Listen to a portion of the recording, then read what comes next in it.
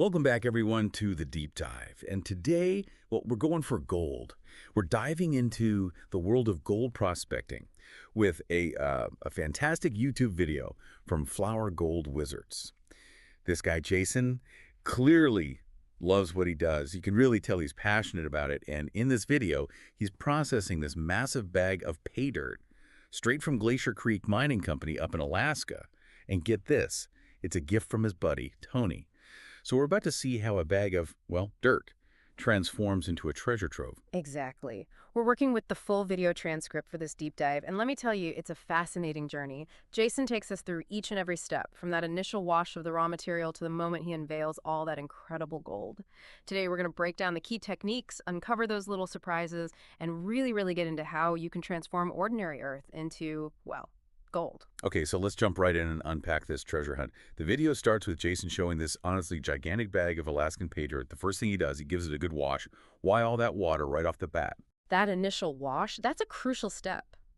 It's all about removing those loose bits and pieces, the Yeah. dirt, the clay, all that lighter stuff that's not gold. By getting rid of this extra material, it makes it way easier to actually see and identify any gold that might be hiding in there. It's like decluttering, but for gold. Plus, as Jason points out, clean water is definitely a plus when you're trying to spot those telltale flashes of gold. He makes a funny comment about how Alaskan dirt is dirtier than most dirt. Kind of sticks with you, doesn't it? And then he adds a squirt of, wait for it, jet dry. Not something you see every day in gold prospecting. What's the dish soap doing there? Well, it's a surprisingly clever trick, actually. Jason explains that the jet dry helps to break the surface tension of the water. And this is important because those really fine gold particles, the kind that's almost like dust or pollen, sometimes called flower gold, that fine gold can actually float on the water because of the surface tension. And obviously you don't want to lose any of that. So that little squirt of jet dry ensures that even the smallest, most microscopic flecks of gold sink down where they can be recovered. That's like a little bit of kitchen chemistry applied to gold prospecting, which I think is pretty neat. And this whole idea of surface tension, you see it everywhere in nature, like how water striders can actually walk on water. It's fascinating stuff. So once that initial cleaning is done, it's time to get serious about sorting. Jason moves on to what's called classification by size, using a series of screens. This looks to be a really critical stage. What's the basic principle behind separating everything by size? It all boils down to density. Gold is a lot denser, a lot heavier than pretty much all the other stuff you'll find in a typical batch of pay dirt. So by using these screens with different size openings, they're called mesh sizes, you're basically sorting the material into groups based on the size of the particles. It's like sorting laundry, right? Makes it easier to wash similar items together. And the idea is that those heavier materials, the gold included, they'll tend to concentrate in the smaller size fractions.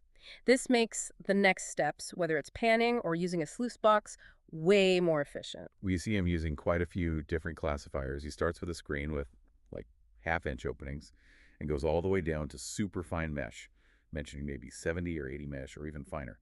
To put that in perspective, the higher that mesh number, the smaller those openings are, and so the smaller the particles that get caught. Yeah. It's a pretty huge range of sizes he's working with. Right, and Jason emphasizes that having these distinct size fractions, it's really key. He even uses this term standoutish, which in this context means that the gold will be way more visible and easier to separate when it's within a more uniform size range. It's not lost in a jumble of random rocks and sediment.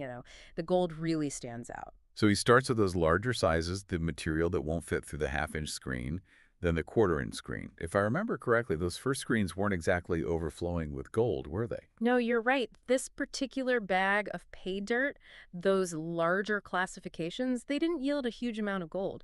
But that's a great illustration of how gold distribution works. It can be incredibly variable. Just because you don't find those big flashy nuggets right away doesn't mean there isn't gold hiding in the smaller stuff. Keeps you on your toes, for sure. But then, when he starts working with those smaller classifications, oh boy, things start to get really exciting. He even says there's a ton of gold visible as he's sifting away the larger material. It's a pretty amazing visual transformation. It just goes to show that in a lot of these placer deposits, by the way, these are areas where valuable minerals have accumulated over time due to gravity separating heavy stuff from lighter stuff.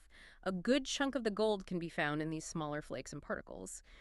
In the video, you see him methodically separating everything into all these different size ranges, plus 4-inch, plus 8-inch, plus 10 mesh, then on to plus 30, plus 50, plus 100, and finally the minus 100 mesh. That's the really, really fine stuff, almost like dust. Okay, now let's get down to the nitty-gritty. Let's go through each of those size categories and see what he finds. Starting with the plus 4-inch material, so the stuff that could fit through that very first 4-inch screen. This is where the first treasures really appear. I got it. In that plus 4-inch material, he uncovers this beautiful 3.39-gram mumble. He describes it as a nice flat flake of gold, and then the star of the show in this size range, a really dirty 5.2-gram nugget.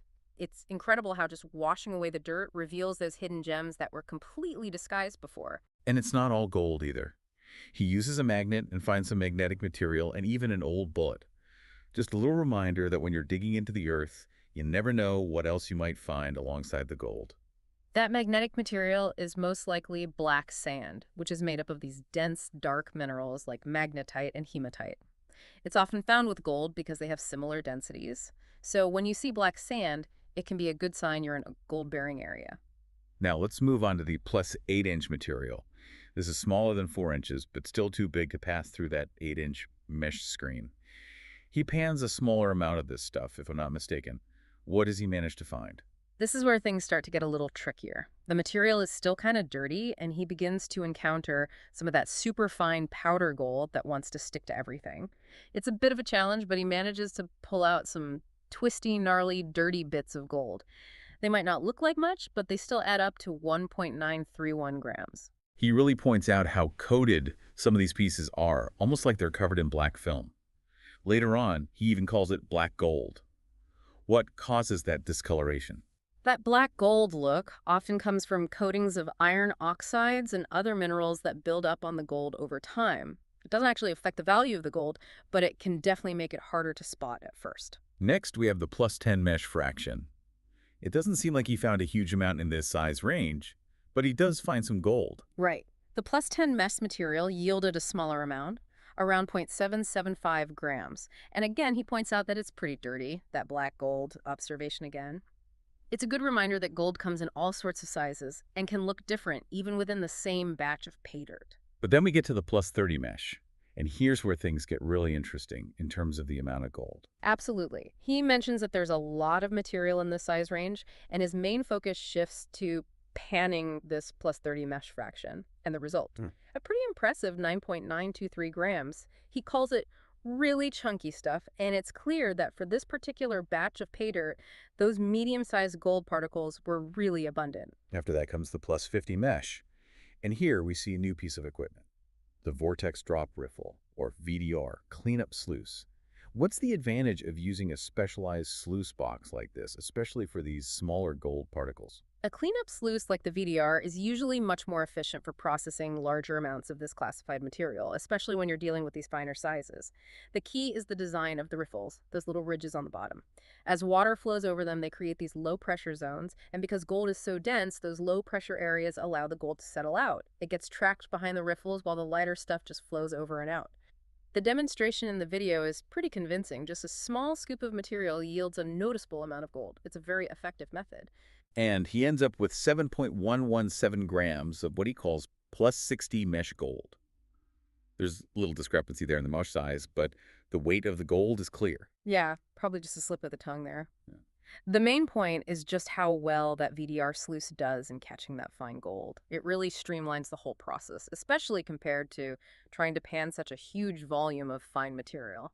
Now we're talking really, really small, the plus 100 mesh. Those gold particles are tiny. He even brings out a special micro gold cleanup sluice, specifically designed for this size. How does that differ from the larger VDR? When you're dealing with gold that small, panning becomes really, really challenging. Those particles are so light they can easily get swept away even with the slightest movement of water. That's where the micro gold cleanup sluice comes in. It has these really fine riffles and a very controlled, slow flow of water, all designed to capture those super tiny gold particles. And the video really shows just how much fine gold is caught even in small scoops. Pretty amazing to see. It makes you realize that a lot of gold might be present in forms that you can't even see with the naked eye. You might not be finding big nuggets, but there could be a huge amount of value in that fine material. Right, and last but not least, we get to the minus 100 mesh that's the finest stuff of all, the sediment that passed through all the screens. It's where you'd expect to find a lot of that incredibly fine gold. And he runs this through that micro gold cleanup sluice too, and the results are just as impressive. He even tries to pan some of this material he knows it's super difficult, but still manages to get a significant recovery. The final weight from this minus 100 mesh fraction is a whopping 31.83 grams. It's a lot of gold dust. It really is so much gold coming from what basically looks like just fine sediment. Yeah. It shows that you can really miss out on potential value if you're not using the right tools and techniques, especially for those tiny particles. It makes you think, how much invisible wealth might be out there in other situations too. Okay, this is what we've all been waiting for. The grand total of all the gold from this giant bag of pay dirt. Let's run through those numbers one last time. From the plus 4-inch, 8.87 grams. Plus 8-inch, 1.931 grams. Plus 10 mesh, just 0.775 grams. Plus 30 mesh was a good one, 9.923 grams. Plus 60 mesh, or at least how he labeled it, when giving the weights 7.117 grams. Plus 100 mesh, a surprising 32.719 grams. And finally, that minus 100 mesh, that big 31.83 grams. So drumroll, please. What's the total amount of glittering gold recovered? Adding all that up, we get an impressive 92.466 grams. Jason helpfully converts that to about 2.97 ounces. That's almost 3 ounces of gold from just one bag of dirt. It really puts into perspective the potential that could be hiding in seemingly ordinary earth. And his little joke about the accuracy being based on a ratio of mathematicians is a nice touch after that impressive final number. It is. It's a good reminder that while there's a lot of method and science in gold prospecting, there's always a little bit of unpredictability and maybe even some luck involved. Now, beyond just the step-by-step recovery, Jason shares some other interesting insights and techniques. Like using a magnet to pull out that magnetic material seems like a smart way to clean up those concentrates. That's a very standard and effective practice in gold prospecting. By getting rid of that black sand, it becomes a lot easier to see and recover the gold. Simple, but effective.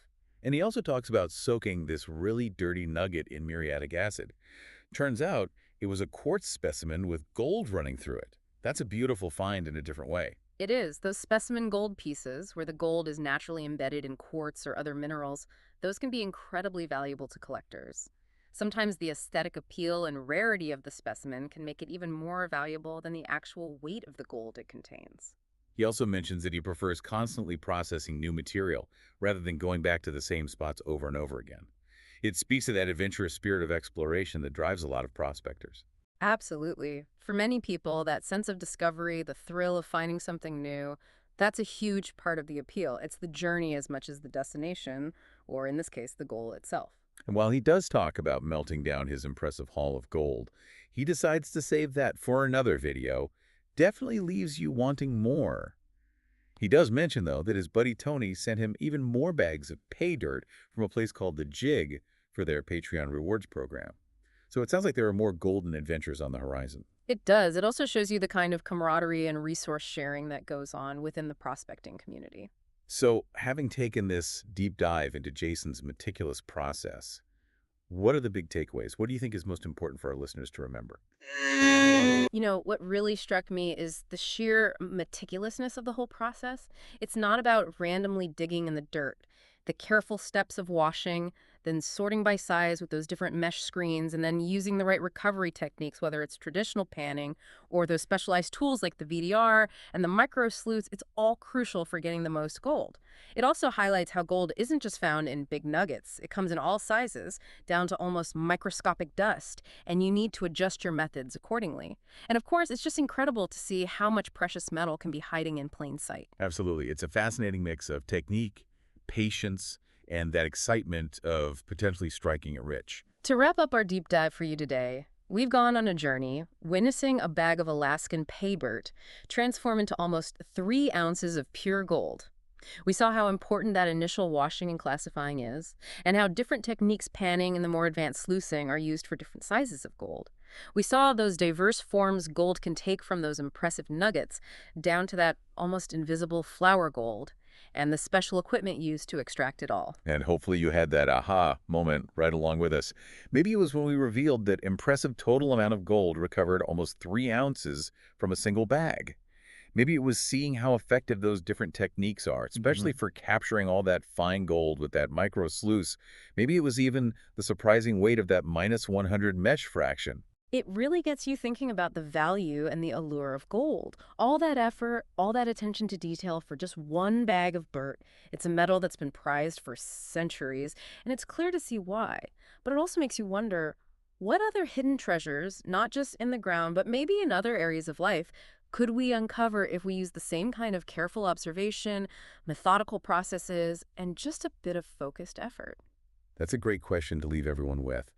And if this deep dive into gold prospecting has sparked your curiosity, we encourage you to delve deeper. There's a whole world of knowledge out there on mineralogy, geological surveys, and of course more captivating videos from channels like Flower Gold Wizards. You might just find yourself drawn into this fascinating world of science, history, and the eternal pursuit of treasure. Thanks for joining us on Deep Dive.